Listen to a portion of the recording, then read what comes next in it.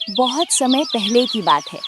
चंदनपुर गांव में सूरज नाम का एक व्यक्ति अपनी पत्नी और बच्चों के साथ रहता था। उसके पिता एक मशहूर आदमी थे, क्योंकि उनका एक ढाबा था, काका देसी तंदूरी मटन। उनके जैसा मटन तंदूर कोई बना ही नहीं पाता था। लोगों की भीड़ जमा रहती थी खाने के लिए। उन्हें चाहिए तो सिर्फ काका का मटन तंदूर ही चाहिए था। काका के साथ उनका बेटा सूरज भी हाथ बंटवाया करता था, और अब उसे भी मटन तंदूरी बनाना अच्छे तरीके से आ चुका था। लेकिन कहते हैं ना, जब किस्मत करवट लेती है तब सब कुछ अच्छा भी हो जाता है और बुरा भी। इस बार सूरज के साथ बहुत बुरा हुआ। सूरज के पिता एक बड़ी बीमारी में फंस गए थे। बहुत दवाइयों के बाद भी उनका बचना नामुमकिन था, और कुछ दिन बाद आखिरकार वे इस दुनिया को छोड़कर चले ही गए। पिता के मरने के बाद सूरज पर बहुत सारा कर्ज आ गया था, इसलिए उसने अपना ढाबा बेच दिया, और ढाबा बेचने से कर्ज चुका दिया। फिर घर बार भी अच्छे से चलने लगा। लेकिन कहते हैं ना, घर पर बैठकर पैसा बढ़ता नहीं बल्कि काम करने से होता है। ठीक उसी तरह सूरज के पास भी पैसों की तंगी होने लगी। अब उसके पास इतने पैसे नहीं थे कि वो फिर से ढाबा खोल सके, इसलिए उसने उसी ढाबे पर नौकरी करना शुरू कर दिया। सूरज जब से ढाबे पर गया तब से लोगों की भीड़ बढ़ने लगी थी। लोगों को काका के तंदूरी मटन का स्वाद अब सूरज के हाथों में भी महसूस होने लगा था। लोग रोज आते, तंदूरी मटन खाते और ढाबे की तारीफ करते। सूरज भाई, एक बात बोलूं, कसम से आज काका की याद आ गई। वही स्वाद, वही मसाले, वही महक, मानो हम सबको सब कुछ मिल गया हो। ऐसा मटन तंदूरी मैंने पहले कभी नहीं खाया, सिर्फ तुम्हारे पिताजी को छोड़कर। हमें लगता है तुम्हारे अंदर तुम्हारे पिताजी की आत्मा रहती है, नहीं तो उनके जैसा बढ़िया मटन तंदूरी कोई बना ही नहीं सकता। अरे भैया, सब ऊपर वाले की लीला है। उन्होंने जैसा चाहा हम वैसे बन गए। और रही बात मसाले की, तो मुझे अपने बापूजी के सारे मसाले आते हैं। इसमें कितना क्या पड़ेगा मुझे सब पता है, इसीलिए आज तुम्हें वही काका वाला स्वाद मिल रहा है। ऐसे ही लोग आते, सूरज से थोड़ी बात करते, मटन तंदूरी खाकर अपने घर चले जाते। अब ढाबा अच्छे मुनाफे में चल रहा था। एक दिन सूरज ने मालिक से कहा, मालिक, आपने मुझसे कहा था कि जब कभी दुकान चलेगी तब आप मेरा पैसा बढ़ाएंगे। अभी तो 50 किलो मटन लग जाता है, तो अब मेरी सैलरी बढ़ा दीजिए। अरे सूरज, पागल हो गए हो क्या? मैंने कब बोला था?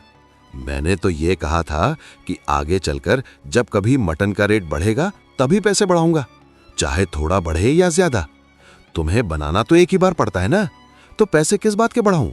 क्या मालिक, आपने ही तो बोला था कि अगले महीने तुम्हारी सैलरी 10,000 कर दूंगा, लेकिन अभी तक मेरी सैलरी सिर्फ 8,000 है। बोलिए ऐसे कैसे चलेगा? अगर आप मेरी तनख्वाह नहीं बढ़ाएंगे तो मैं काम नहीं करूंगा, अपने घर चला जाऊंगा। अरे तू घर चला जाएगा तो चला जा, मेरा क्या नुकसान है? मुझे पैसे देने हैं, दूसरा आएगा। 2 दिन मेरा ढाबा नहीं चलेगा, पर तीसरे दिन तो चल ही पड़ेगा ना। अगर तुझे काम करना है तो ठीक है, नहीं तो जा, मुझे कोई दिक्कत नहीं। इतना सुनकर सूरज घर वापस लौटने लगा। घर लौटते वक्त उसने सोचा, क्यों ना किसी दूसरे ढाबे पर बात कर लूं, और ये सोचकर वो दूसरे ढाबे पर गया। भैया, मैं काका ढाबे वाले का बेटा हूँ। मुझे काम की बहुत ज़रूरत है। क्या आप मुझे काम पर रख सकते हैं? मैंने सुना है कि आप अपने कारीगरों को अच्छा पैसा देते हैं। अगर मुझे 10,000 महीना दे दें तो मैं काम कर लूँगा। बोलिए, क्या आप मेरी बातों से सहमत हैं? हाँ ज़रूर, क्यों नहीं। मैं आपकी बातों से सहमत हूँ, लेकिन मेरे पास एक कारीगर पहले से है, उसे मैं हटा नहीं सकता। और मेरे पास इतने पैसे भी नहीं है कि मैं 2 कारीगर रख सकूँ। और हाँ, एक बात और कहना चाहता हूँ, ये जो आप अपने बाप के ढाबे वाले का नाम लेकर प्रचार करते जा रही हैं, वो दिन अब गए। अब आपको खुद अपने दम पर एक नया नाम खड़ा करना होगा। मेरी बात समझ गए या और समझाऊं? नहीं नहीं भाई साहब, मैं समझ गया। आप जो कह रहे हैं मैं बिल्कुल समझ रहा हूँ। एक दिन मैं खुद अपने दम पर अपना ढाबा खोलूँगा, आपसे वादा करता हूँ। बस वक्त मेरा साथ दे दे, मैं सब कुछ पहले जैसा कर दूंगा। इतना बोलकर सूरज घर चला आता है। घर आकर अपनी पत्नी राधा से सारी बातें बता देता है। फिर राधा सूरज से कहती है, अरे जब इतने पैसों में गुजारा हो रहा था तो तुम पैसे क्यों बढ़वाना चाहते थे, और ऊपर से अपना काम भी छोड़ दिया। अब घर पर बैठकर कैसे गुजारा होगा? मेरी बात मानो, मालिक के पास जाओ और माफी मांगकर फिर से काम शुरू करो। नहीं नहीं राधा, अब मैं किसी के यहाँ नौकरी नहीं करूँगा। मैं अब खुद का ढाबा खोलूँगा। चाहे मुझे उधारी लेकर दुकान खोलनी पड़े, मैं ज़रूर खोलूँगा। और हाँ, अब मैं अपनी एक नई पहचान बनाऊँगा। बड़े बड़े सपने देखने से घर नहीं चलता। वक्त ने साथ दिया तो सब कुछ सही रहेगा, अगर वक्त ने साथ नहीं दिया तो हम चाह कर भी कुछ नहीं कर सकते। इसलिए मेरी बात मानो, ढाबे पर फिर से काम करने चले जाओ, नहीं तो मैं खुद जाऊंगी, क्योंकि मुझे अपने बच्चों का पेट पालना है। राधा की इतनी बात सुनकर सूरज तुरंत फिर से ढाबे के मालिक से मिलने चला जाता है और वहां जाकर कहता है, मालिक, मुझे माफ़ कर दो। मैं अपने जोश में अपना होश खो बैठा था। आज के बाद मैं ऐसा कभी नहीं बोलूँगा। बस आप मुझे फिर से अपने काम पर रख लो। कोई बात नहीं, गलती इंसानों से ही होती है। कल सुबह से आना और रात को घर वापस जाना, क्योंकि अब तक मुझे काम करवाने की जरूरत थी, लेकिन अब तुझको काम करने की जरूरत है, इसलिए अब तुझे महीने के सिर्फ 5,000 रुपए मिलेंगे। पर मालिक, आप तो मुझे 8,000 रुपये देते थे, तो अचानक ऐसे कम क्यों कर दिए? काम करना है या नहीं करना, ज्यादा सवाल जवाब मत करो और अपने घर जाओ। इतने पैसों में काम करना है तो कल से आना, नहीं तो मत आना। समझ में आया? ढाबे वाले मालिक की इतनी बात सुनकर सूरज कुछ नहीं बोलता और घर वापस आ जाता है।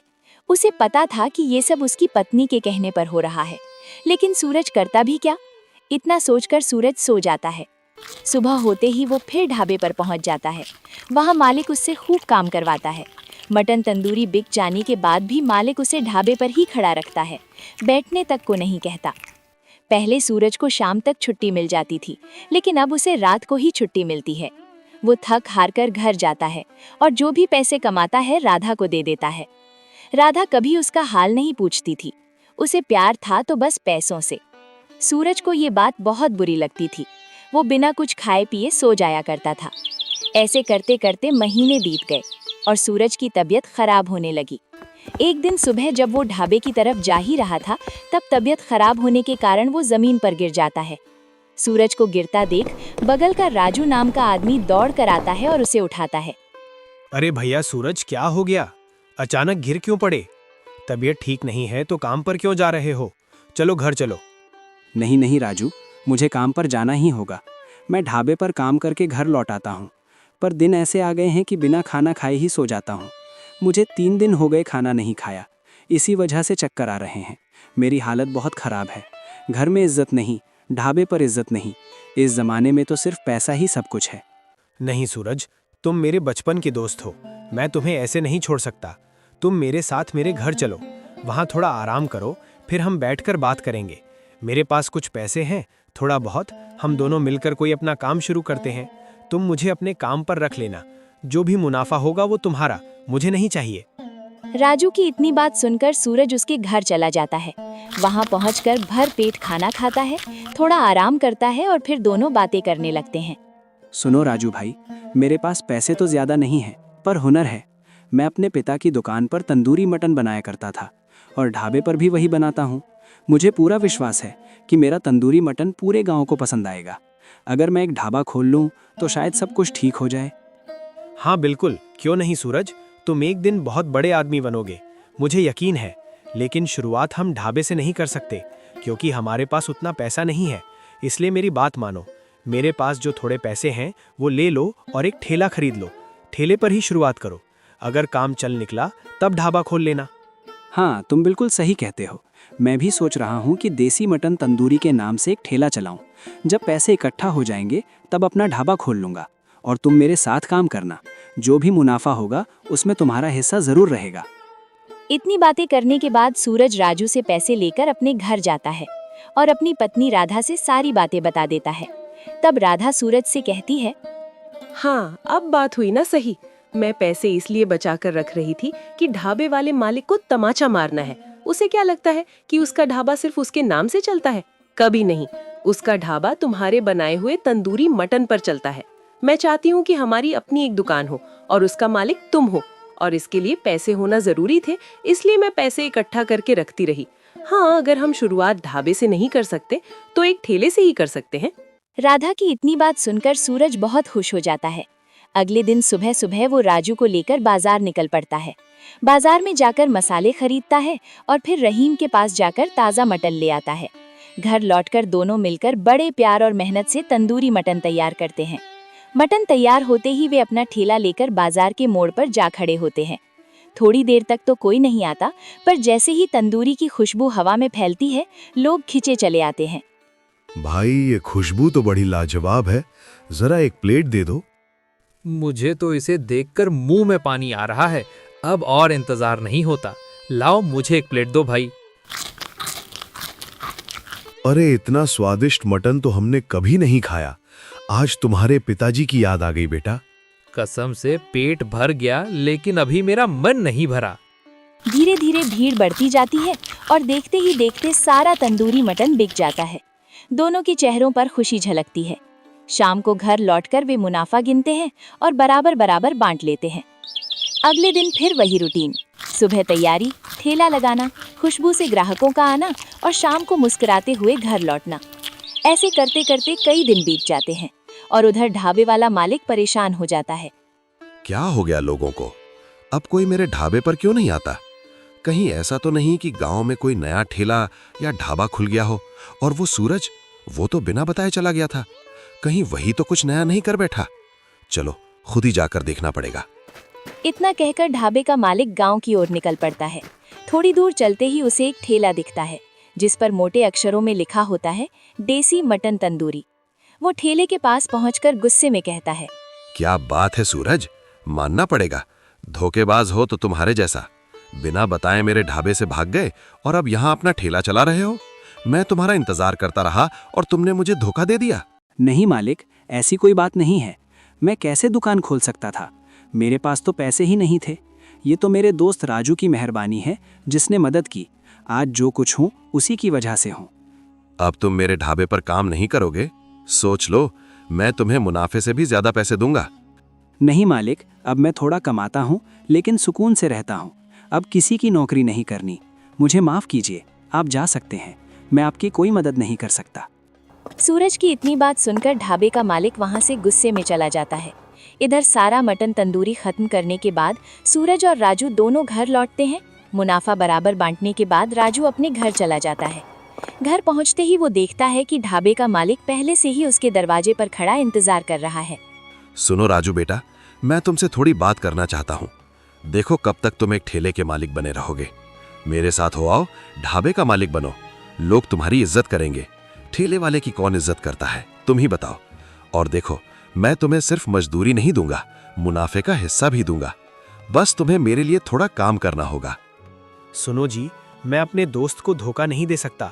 आप समझ सकते हैं ना, दोस्त को धोखा देना बहुत गलत बात है। हाँ, मैं मानता हूँ कि सूरज मुझे बराबर पैसे देता है, पर मैं मेहनत भी तो बहुत कम करता हूँ। बस ग्राहकों का इंतजार करता हूँ, थोड़ा बहुत हाथ बटाता हूँ, तो जितना मिल रहा है वही मेरे लिए बहुत है। राजू, तुम भोले के भोले रहोगे। मेरा मतलब समझो। अगर मेरे यहाँ काम करोगे तो तुम ढाबे के मालिक बनकर रहोगे। तुम्हारे नीचे 2-4 लोग काम करेंगे, लोग तुम्हारी इज्जत करेंगे। सोचो जरा, क्या तुम यूं ही ठेले के नीचे बैठकर जिंदगी गुजारना चाहते हो? छोटा आदमी बनकर मरना चाहते हो या बड़ा आदमी बनना चाहते हो? नहीं नहीं, मैं छोटा आदमी बनकर नहीं मरना चाहता। मुझे भी बड़ा आदमी बनना है। सच कहूँ तो मुझे भी शर्म लगती है जब लोग मुझे ठेले वाला कहते हैं। बताइए, इसके लिए मुझे क्या करना होगा? देखो, तुम्हें बस एक काम करना है। सूरज के बनाए मसाले को चुराकर मेरे पास लाना होगा। फिर तुम अपना हिस्सा मांगकर मेरे ढाबे पर काम करना। जैसे ही लोगों को वही स्वाद मेरे ढाबे पर मिलेगा, फिर कोई भी उस ठेले पर नहीं जाएगा। आखिर लोगों को भी शर्म लगती है ठेले पर खाकर पैसे देने में। इतना कहकर ढाबे का मालिक मुस्कुराता है और वहां से चला जाता है।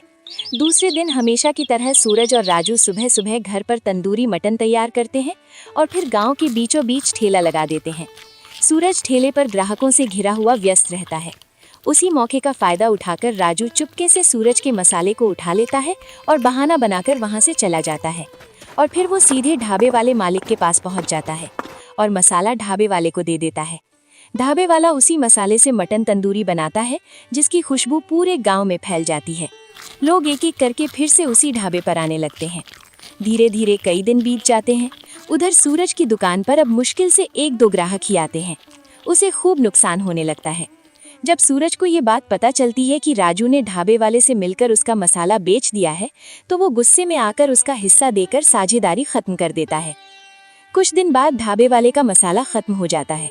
अब उसके बनाए मटन में पहले जैसी खुशबू नहीं रहती और लोग वापस सूरज की दुकान पर आने लगते हैं। इस बार सूरज समझ जाता है कि उसका मसाला ही उसकी असली पहचान है। धीरे धीरे उसकी दुकान फिर से चलने लगती है और उधर ढाबे वाले की हालत पहले जैसी हो जाती है। खाली दुकान और मक्खियां भिनभिनाती रहती हैं।